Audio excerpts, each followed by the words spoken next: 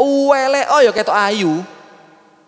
Luwemu kaya apa ya ketok luwang sing semuk seksi gitu. Padahal elek. Kenapa? Matanya ditutupi jin. Nanti setelah mati jinnya kabur, sihirnya hilang, baru sadar lu tiba elek luwemu wireng. Itu kalau sudah sihirnya hilang. Dan dunia ini akan hilang sihirnya. Sayangnya kalau kita sudah mati baru tahu ternyata dunia cuma menyihir saya. As-salatu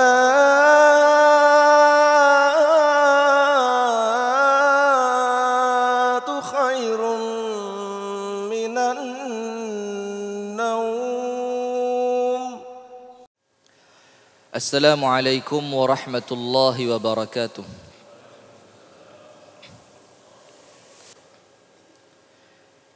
Innal hamdalillah nahmaduhu wa nasta'inuhu wa nastaghfiruh wa nastahdihi wa natubu ilayhi wa na'udzu billahi min shururi anfusina wa sayyiati a'malina. Man yahdihillahu fala mudilla lahu wa man yudlil falan tajida lahu waliyyan murshida. Ashhadu an la ilaha illallah وحده لا شريك له وأشهد أن محمدا عبده ورسوله صلى الله عليه وعلى آله وأصحابه ومن والاه. أعوذ بالله من الشيطان الرجيم. يا أيها الذين آمنوا اتقوا الله حق تقاته ولا تموتن إلا وأنتم مسلمون. يا أيها الذين آمنوا اتقوا الله حق تقاته ولا تموتن إلا وأنتم مسلمون.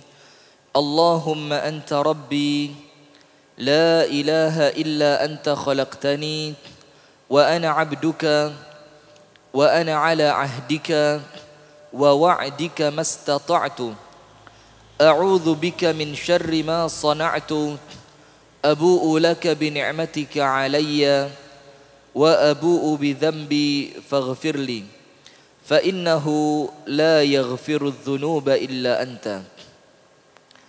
أصبحنا على فطرة الإسلام وعلى كلمة الإخلاص وعلى دين نبينا محمد صلى الله عليه وسلم وعلى ملة أبينا إبراهيم حنيفا مسلما وما كان من المشركين. Amma ba'du. Hadirin sekalian, jamaah pengajian Sembuh Semarak Salat Subuh Masjid Al-Amin yang semoga senantiasa dirahmati dan diberkahi oleh Allah Subhanahu wa taala. Alhamdulillah, puji dan syukur kita haturkan kepada Allah di mana atas limpahan nikmat yang Allah berikan kepada kita, atas limpahan taufik karunia dan hidayah Allah, maka sampai di pagi hari yang penuh dengan barakah ini kita masih dipertemukan oleh Allah Subhanahu wa taala dalam majlis yang mulia ini dalam rangka kembali wa tawassau bil haqq wa tawassau bis sabr.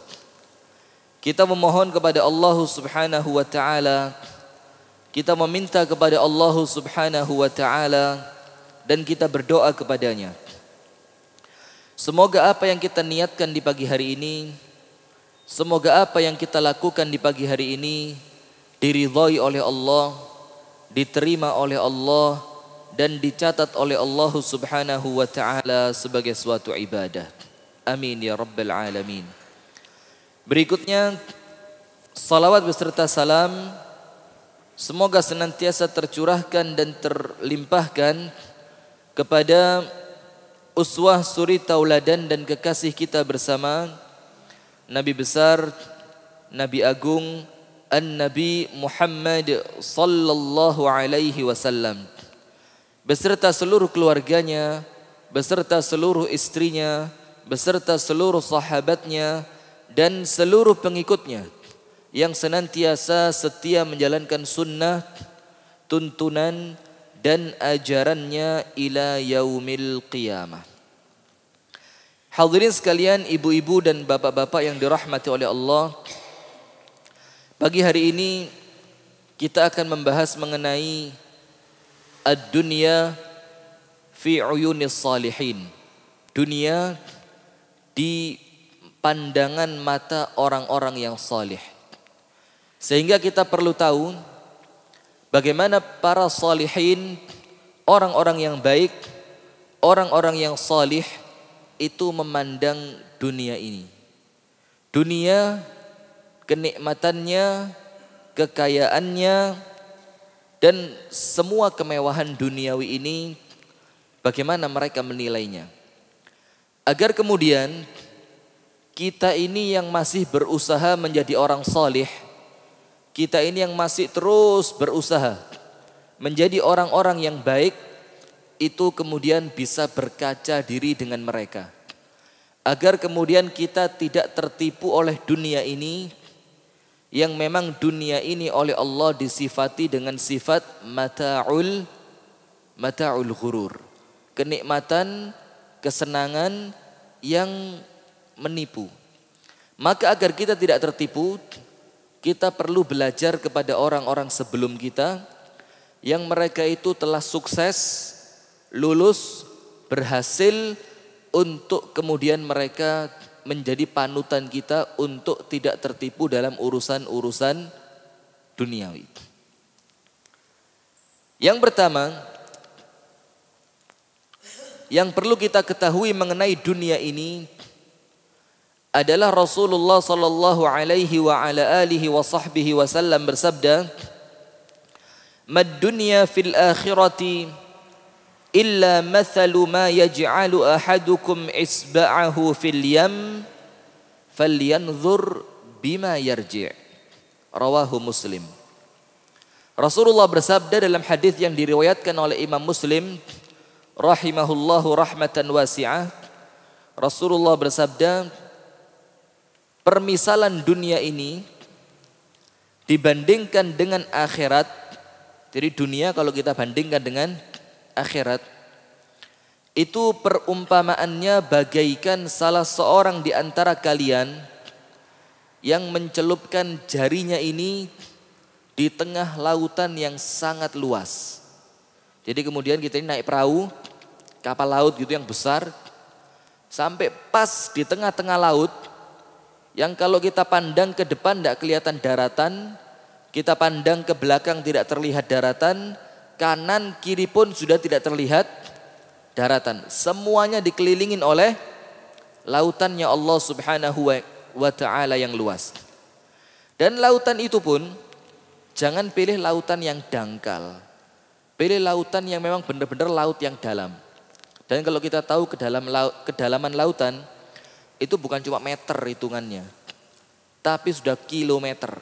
Jadi dalamnya ke bawah itu sudah hitungannya sudah kilometer. Itu semua isinya air. Semua isinya adalah air. Rasulullah mengatakan, "Falyanzur bima yarji'." Celupkan kemudian tangan kita itu, jari telunjuk ini, ke dalam air itu, tengah-tengah laut tadi. Kemudian lihatlah kembali. Keluarkan yang nempel di jari kita, itulah dunia. Jadi air yang menempel di jari kita itu adalah dunia. Sementara lautan yang luas yang kita pandang begitu hebat ini, yang sampai kita tidak bisa melihat daratan, itulah akhiratnya Allah subhanahu wa ta'ala. Maka kita perlu tahu, yang sekarang ini kita ngoyo, capek, bahkan melalaikan akhirat kita untuk mencari dunia, itu ternyata yang kita cari tidak lebih dari sebatas jari kita ini. Sementara yang masih tertinggal untuk urusan akhirat itu jauh lebih luas, lebih besar, lebih banyak. Maka dari sini hadirin sekalian, kita perlu tahu, maka ya sangat lucu sekali, sangat mengecewakan sekali kalau ada kemudian manusia ini yang mengejar dunianya sampai menghabiskan waktu untuk akhiratnya, dia perlu tahu. Yang kita cari itu tidak sebatas jari kita ini. Sementara yang kita lalaikan, yang kita lupakan, itu adalah lautannya Allah Subhanahu wa ta'ala yang tidak bertepi. Maka dari sini, kalau dalam ilmu bisnis, itu orang yang rugi. Kenapa rugi? Ngoyo, waktunya habis, tenaga habis, semua otak pikiran terkuras, tapi yang kita dapatkan cuma sedikit. Bukan cuma sedikit, tidak ada apa-apa nih. Itulah gambaran dunia ini dibandingkan akhiratnya Allah Subhanahu wa ta'ala. Jadi itulah ya, kalau kita lihat dunia ini ketoknya seperti ini, itu karena kita belum bisa memandang akhirat. Kalau nanti kita telah bisa memandang akhirat, maka kita akan kecewa karena selama ini yang kita kejar itu sesuatu yang tidak ada artinya. Bayangkan ya, jadi yang kita kejar sekarang ini, yang kita sekarang ini hidup di dunia ini, kelihatan mentereng, punya mobil, rumahnya bagus, rekening di banknya banyak. Tapi subhanallah, nanti kalau kita pulang ke akhirat, kita mungkin kalah sama orang-orang miskin dunia, tapi mereka curahkan waktunya untuk mengejar saldo akhirat. Kita malu nanti di sana. Ada orang-orang di dunia ini nanti, ketika mereka pulang ke akhirat, itu kaya dunia, tapi miskin akhirat. Sementara kita mau kaya dunia, juga kaya akhirat. Tapi kalau suruh pilih, ya mendingan pilih miskin dunia, akan tetapi nanti di akhirat menjadi kaya. Itu yang pertama. Hadis yang kedua, diriwayatkan pula dari Al-Imam At-Tirmidzi dalam hadis yang sahih, Rasulullah sallallahu alaihi wa ala alihi wa sahbihi wasallam bersabda,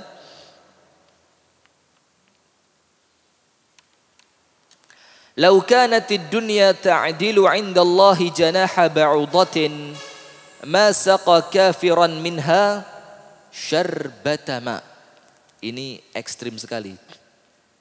Sekiranya dunia ini ada nilainya, ada harganya di sisi Allah, dan harganya itu Rasulullah kasih contoh cuma separuh sayapnya nyamuk.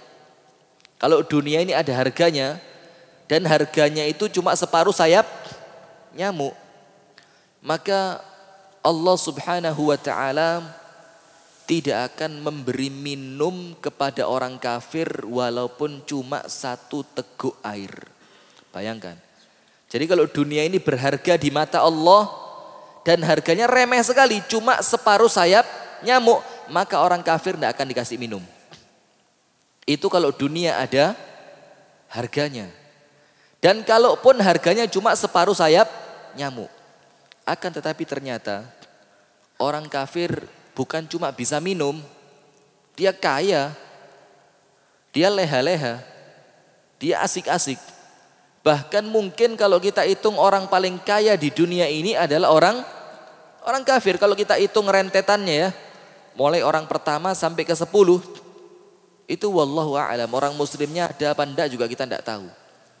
Akan tetapi yang jelas, mayoritas kekayaan duniawi ini dipegang oleh orang kafir. Berarti apa? Berarti dunia ini tidak ada harganya. Dunia ini tidak ada harganya karena Rasulullah bersabda, kalaupun berharga dan harganya pun cuma separuh sayap nyamuk, orang kafir tidak dapat minum. Nah sekarang berarti begini, kalau ada di antara kita ibu-ibu sekalian, bapak-bapak sekalian yang dirahmati oleh Allah, yang kemudian ngoyo sekali, bahkan sampai lembur, itu ternyata yang dia cari itu tidak lebih berharga dari separuh sayap nyamuk. Bayangkan, Anda mau Pak, suruh lembur, nanti kalau lembur Pak ya, sebulan selesai kami kasih bayarannya separuh sayap nyamuk, mau? Mau kira-kira? Jawab saja, mau enggak? Anda kerja lembur, capek gitu, bayarannya separuh sayapnya nyamuk. Ibu-ibu boleh Bu, suaminya kerja lembur, dibayar cuma separuh sayap nyamuk. Boleh Bu? Materialistis ibu-ibu ini, hati-hati berarti. Hati-hati Pak ya. Tidak boleh Pak sama ibu-ibu Pak. Berarti yang ibu-ibu cari apa Bu? Mana minum saya tadi? Oh ini. Yang ibu-ibu cari apa berarti? Nah itulah ya. Jadi jangan ngoyo. Yang kita cari ini ternyata kayanya kita ini mungkin pol, kayaknya sudah pol maksimal. Itu ternyata tidak ada harganya, cuma separuh sayap. Separuh sayap nyamuk tok tidak nyocok. Tidak dapat. Maka kalau ada orang kerja lembur, capek, kita bilang, aduh mas, belani sayapnya nyamuk sampai ini. Kok dibelani sampai lembur. Ada orang yang kemudian kerja keras sampai azan zuhur, azan asar, bahkan azan maghrib ditinggal. Yang dia cari cuma separuh sayap nyamuk. Bahkan ada orang rela jauh-jauh dari istrinya. Rela dia jauh-jauh ke luar negeri kemana-mana, bahkan kerja di tengah laut. Yang dia cari apa? Separuh sayap nyamuk. Lah sekarang kita ini mau cari apa? Mau cari separuh sayapnya nyamuk dengan rentan waktu kita yang di dunia cuma singkat ini, atau kita mau cari lautannya Allah Subhanahu wa taala. Nah, itu pilihan. Itu yang kita perlu tahu mengenai hakikat dunia ini. Ternyata dunia ini tidak ada artinya. Dan itu yang bisa melihat hanya orang-orang yang telah diberikan ilmu oleh Allah Subhanahu wa ta'ala. Karena apa? Dunia ini Allah sifati apa? Zuyyina linnasi hubbus syahawat minan nisa'i wal banina wal qanatiril muqantarati minadh dhahabi wal fiddati wal khairil musawwamati wal an'ami wal harth. Allah jadikan indah. Memang maka mustahil kita bilang dunia ini hina, tidak perlu jadi orang kaya, itu mustahil. Kenapa mustahil? Karena Allah sendiri telah menjadikan dunia ini indah. Zuyyina linnas, Allah jadikan indah pada pandangan mata manusia. Hubbus syahawati minan nisa'i wal banin, dan seterusnya. Cinta dunia, cinta wanita, kendaraan, rumah, emas, perak, kedudukan, itu indah. Akan tetapi indah itu untuk orang-orang yang memang masih tertipu dengan dunia. Sementara Allah Subhanahu wa taala mensifati akhirat, walad darul akhiratu lahiyal hayawan, dan adalah negeri akhirat, itulah kehidupan yang sebenarnya. Maka ada satu yang bagus ketika kita baca di Facebook ya. Jadi Facebook ini ya ada juga manfaatnya. Tapi kalau keterusan Facebook juga repot juga, iya. Ada satu di Facebook itu yang bagus, ada tulisan plus gambar. Tulisannya apa? Orang itu di dunia ini ibarat orang yang tidur kemudian mimpi. Dia tidak akan tahu kalau mimpinya itu mimpi kecuali setelah dia bangun. Jadi kalau orang itu mimpi, kayak temenan-temenan gitu. Bahkan ada orang itu ketika bangun tidur setelah mimpi serem, itu sampai keringetan gobios. Ada lagi yang bangun dari mimpinya itu dengan nafas yang tersengal-sengal, menggos-menggos. Kenapa? Karena ketika dia bermimpi, dia sangat yakin, dia pandang mimpinya itu adalah nyata. Dan dunia itu pun begitu. Kita pandang dunia ini nyata selama kita masih di dunia. Ini ibarat kita sedang tidur ini. Nanti kalau kita meninggal dunia, itu baru melek. Tiba no. Dunia yang saya cari kemarin tidak seberat sayap nyamuk, enggak. Sementara akhirat yang saya tinggalkan, yang saya lalaikan, yang saya openi dunia saya sampai meninggalkan akhiratnya Allah, itu akhirat ternyata seluas lautan, bahkan lebih luas dibandingkan lautan. Maka itu, jadi hati-hati, kita ini ibaratnya sedang tidur. Jadi kalau ada orang tertipu dengan dunia, maka kita akan bangunkan dia. Ayo mas, bangun. Dunia ini sampean masih tidur. Bangun. Yang kita mau cari, yang kita mau kejar, itu nanti setelah kita meninggal, dunia. Dan repotnya begini, setelah akhirat itu nyata, setelah kita bangun ya, dalam artian meninggal dunia, bangun. Akhirat menjadi nyata. Dunia tinggal cerita. Itu repotnya apa? Tidak boleh lagi balik ke dunia, tidak boleh. Jadi setelah kita tahu, loh ternyata selama ini saya sia-sia di dunia. Saya cuma main-main. Saya kerja-kerja yang saya cari tidak seberat sayap nyamuk. Saya lalaikan azan. Saya tinggalkan silaturahim. Saya tinggalkan bersedekah. Ketika bangun kaget. Ternyata semua itu tidak ada artinya. Lalu minta kembali dia. Rabbi laula akhartani ila ajalin qarib fa asaddaqa wa akum minas salihin. Ya Allah, kembalikan ke dunia sebentar saja. Mau apa kamu? Aku akan sedekahkan semua hartaku dan aku akan menjadi orang yang salih. Itu berarti apa? Selama dia di dunia tertipu. Ketika dia bangun, nyata sudah, dia anggap apa? Ternyata yang tak kumpulkan tidak ada artinya. Maka kalau saya boleh kembali, saya mau keluarkan semuanya. Itu dunia di pandangan orang-orang yang salih. Suatu hari, ini cerita menarik sekali. Al-Imam Al-Hasanul Basri itu lewat kuburan. Sama beberapa orang murid-muridnya.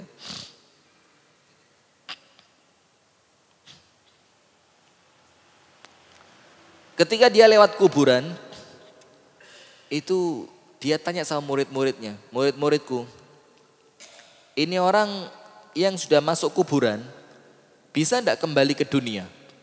Muridnya bilang apa? Oh Tuan Guru, enggak mungkin balik, enggak mungkin bisa sudah. Karena Allah mengatakan barang siapa yang telah meninggal dunia tidak akan kembali ke dunia. Kecuali dia akan menghadapi akhirat, jadi jalan terus. Jalannya ini entah sampai surga atau sampai neraka. Tidak ada mundur ke dunia.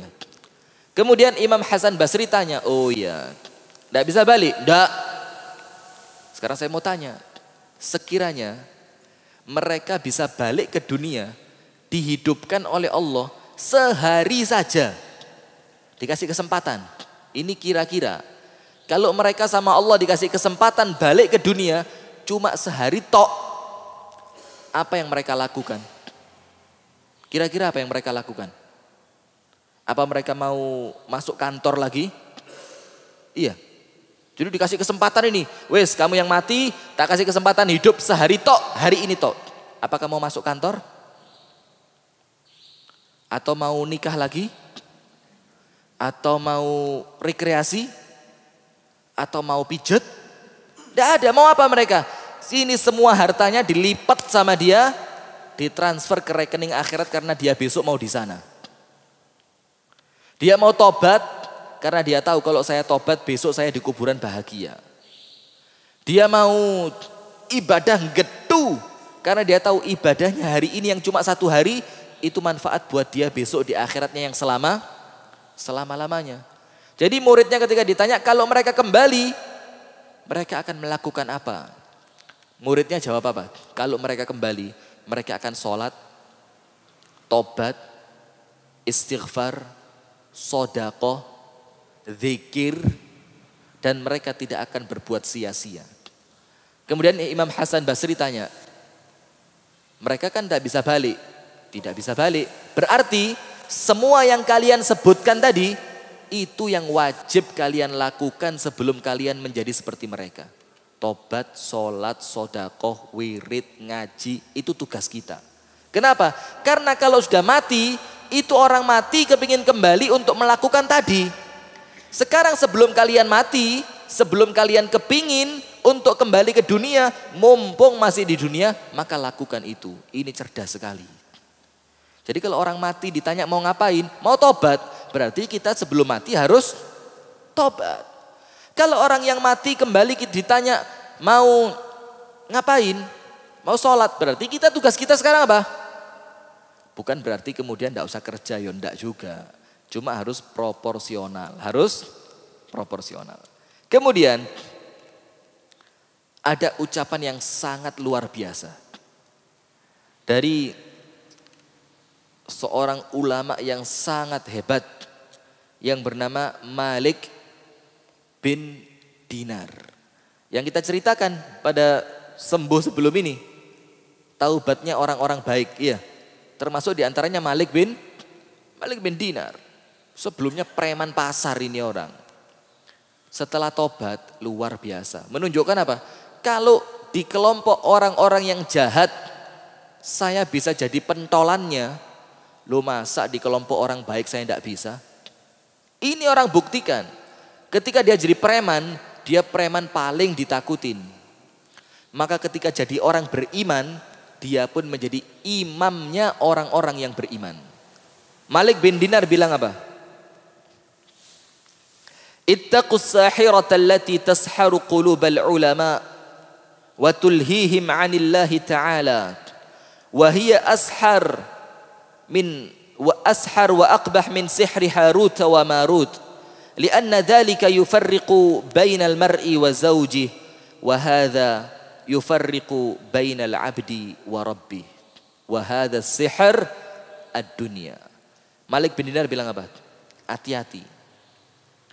Ada satu sihir yang sihir ini menyihir hatinya para ulama. Dan sihir ini lebih hebat dibanding sihirnya Harut dan Marut. Sihir yang satu ini, hati-hati. Ini yang kena sihir bukan sekedar orang-orang awam.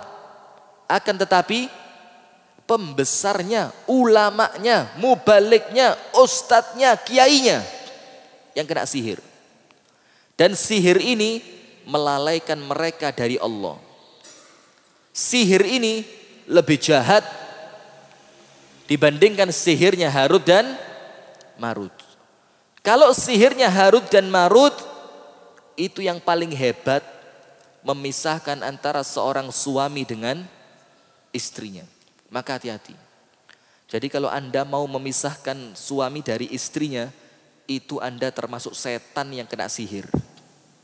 Jadi itu sihirnya Harut dan Marut cuma bisa memisahkan antara suami dengan istri.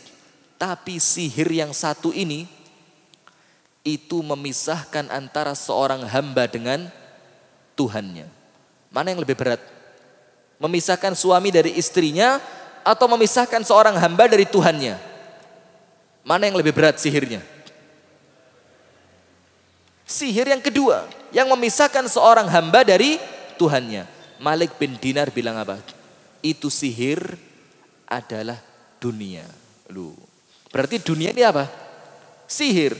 Jadi kalau ada orang kerja sampai melalaikan sholat, itu panggilkan Ustadz Abu Hilal. Perlu diruqyah karena kena sihir. Loh iya itu. Loh iya kan sebentar lagi ada ini ya. Tanggal 5-6 ini. Jadi yang tokonya waktu azan zuhur enggak tutup, bawa ke sini. Ikat tali seret. Ustadz ini kena sihir. Sihir apa? Tokonya azan enggak tutup.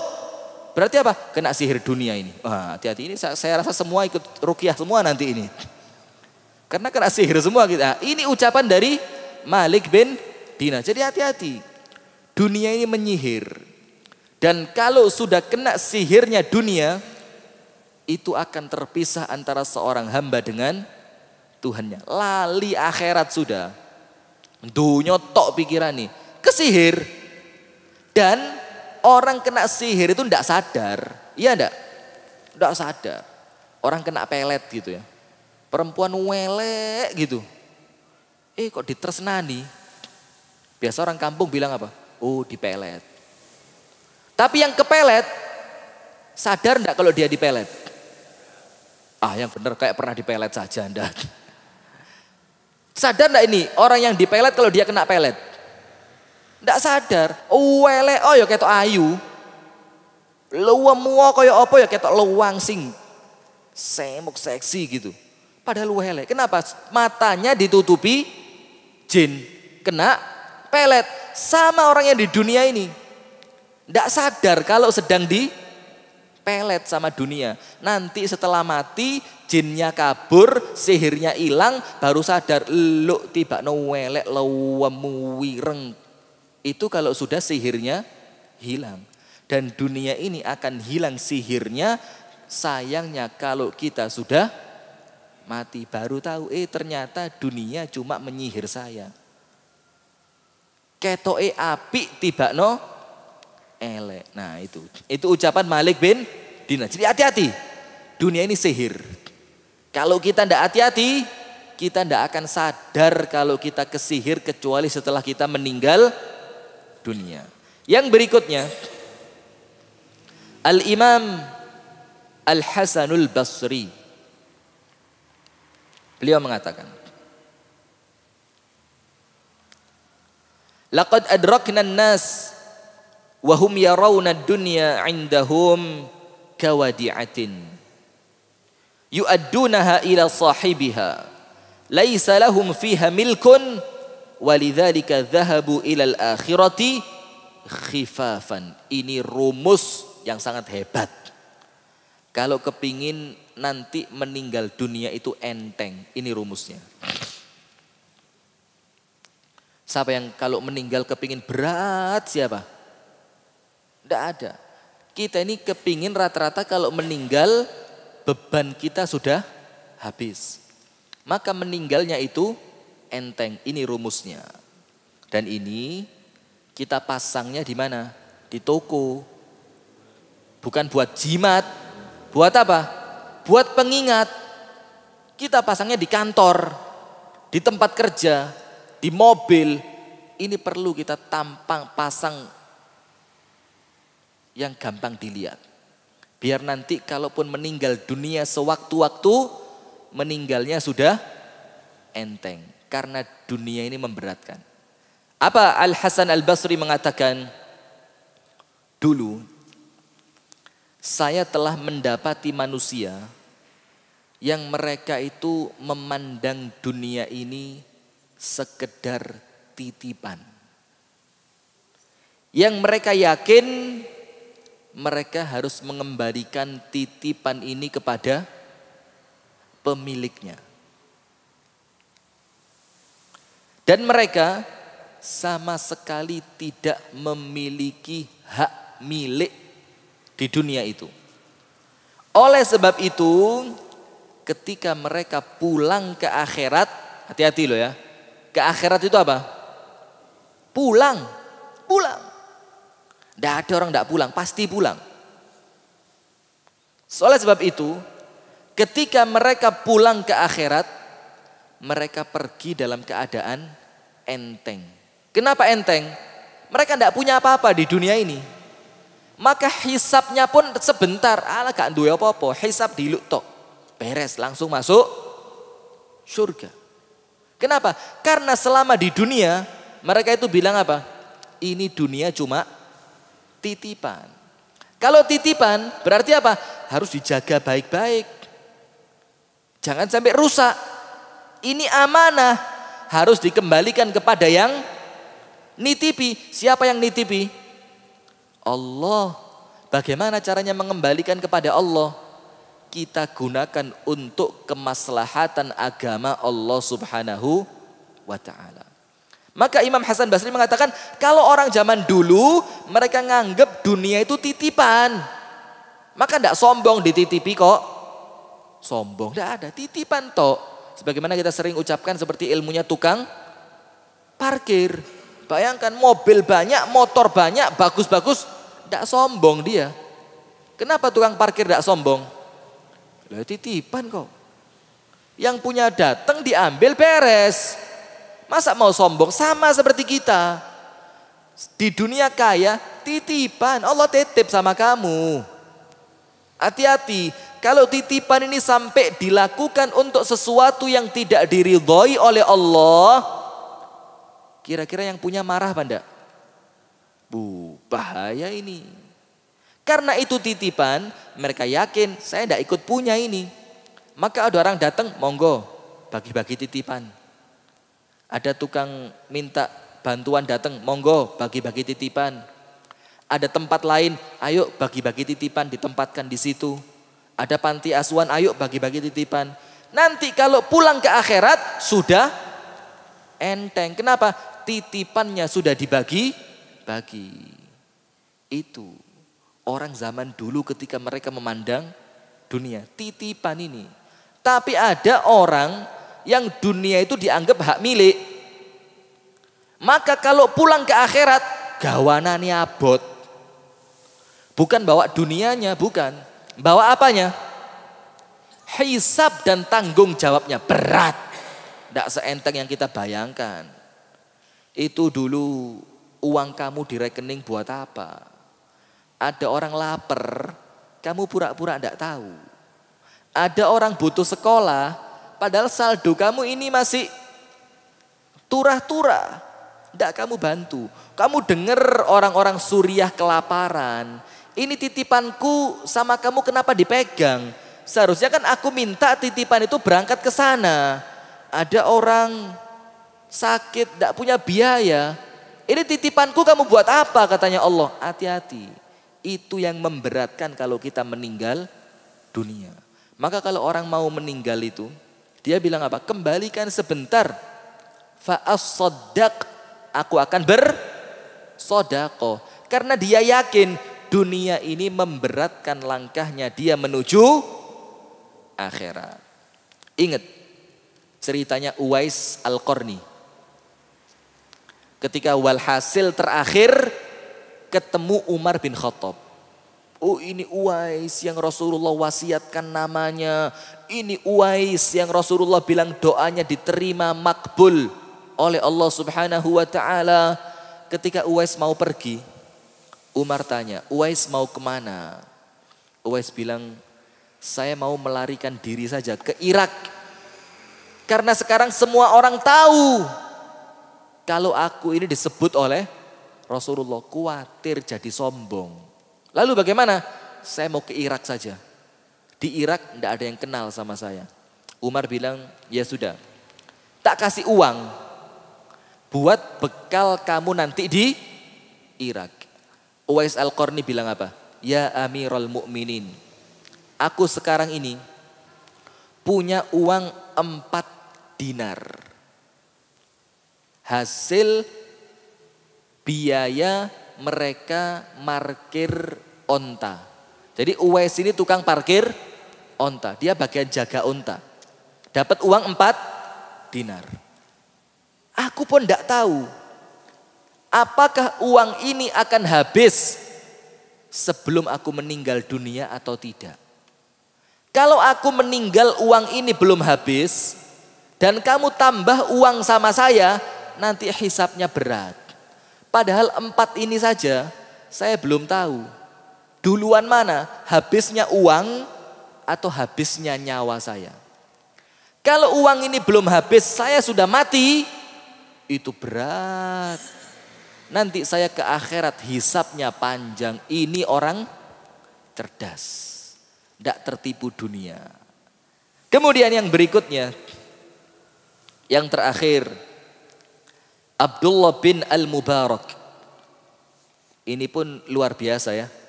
Bapaknya budak. Tukang jaga kebun anggur. Dipek mantu sama majikan. Ini hebat juga. Majikannya ndak malu ngambil mantu dari budaknya. Karena budak ini walaupun budak tapi ngerti agama. Itu yang dicari sekarang. Buat apa kaya tapi ngabot-ngaboti tanggung jawab. Ini budak tapi ngerti aturan. Ngerti agama. Dipek mantu. Luar biasa kan. Nah sudah maaf. Bapaknya Abdullah bin Mubarak. Akhirnya lahir Abdullah bin Al-Mubarak. Sudah. Dia mengatakan apa? Ad-dunya sijnul mu'min.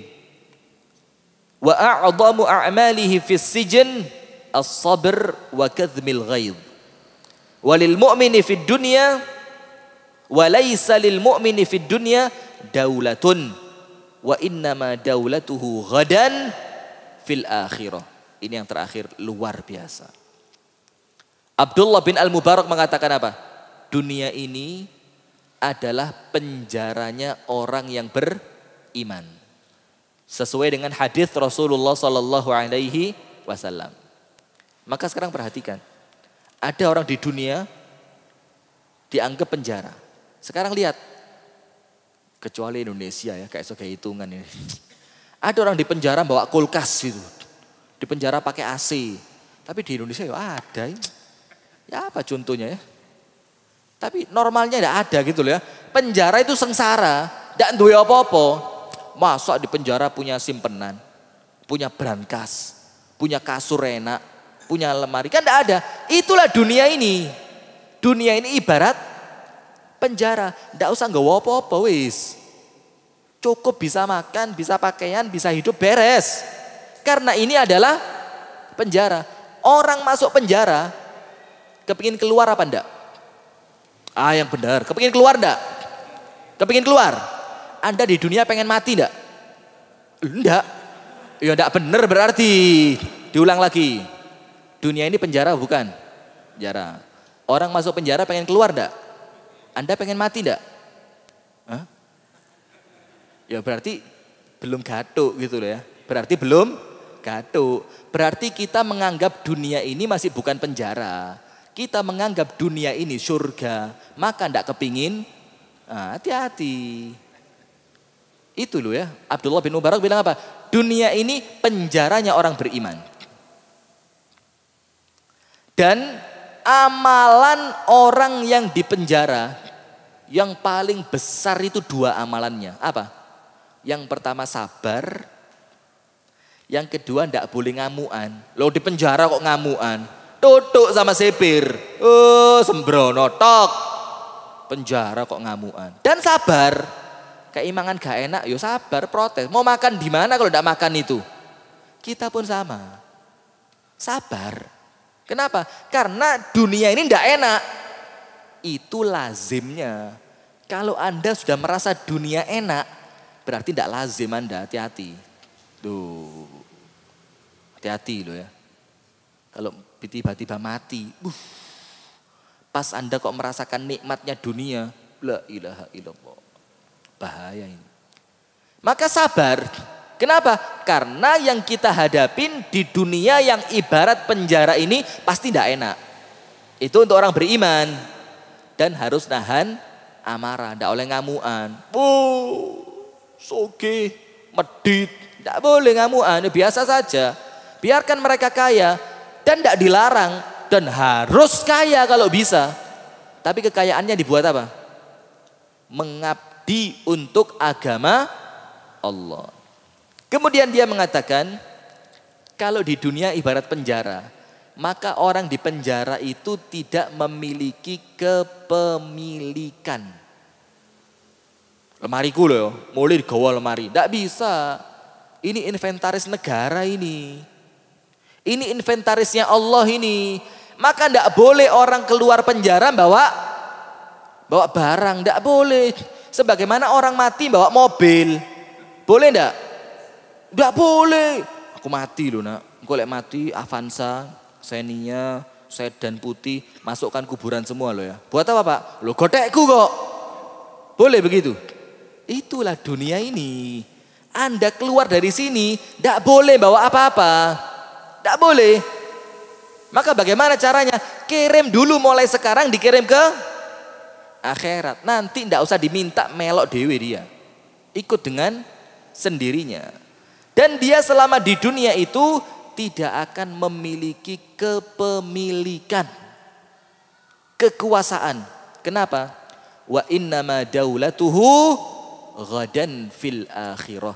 Karena kepemilikannya dia, kekuasaannya dia nanti di kampung akhirat. Berarti dunia ini ngapain kita? Mampir, ngombe. Dan itu sesuai sabdanya Rasulullah. Jadilah di dunia itu seperti orang yang nyebrang atau orang asing. Nyabrang, ada orang nyabrang jalan, di tengah jalan gitu, gelar karpet. Ini nyabrang ini, tapi di tengah-tengah jalan gelar karpet, minum dia. Makan camilan, tabrak truk sampean. Nyabrang kok gelar karpet. Orang nyabrang itu bagaimana? Bergegas, cepat-cepat. Seperti kita di dunia, lagi nyabrang kok leha-leha. Oh, santai-santai. Tidak ada. Mati dilindas truk. Rasulullah bilang atau yang lainnya. Seperti orang yang musafir berteduh di bawah pohon untuk minum. Thumma raha fatarakaha. Kemudian dia bergegas dan dia tinggalkan pohon itu. Yaitu dunia ini pohon itu. Karena apa? Perjalanan kita sebelum nyampe pohon panjang, Pak. Mulai alam arwah situ. Berapa tahun di sana? Tidak ada yang tahu. Dan uber-uberan kita untuk masuk ke sel telur antara ovum dan sel itu saingan juga, panjang juga.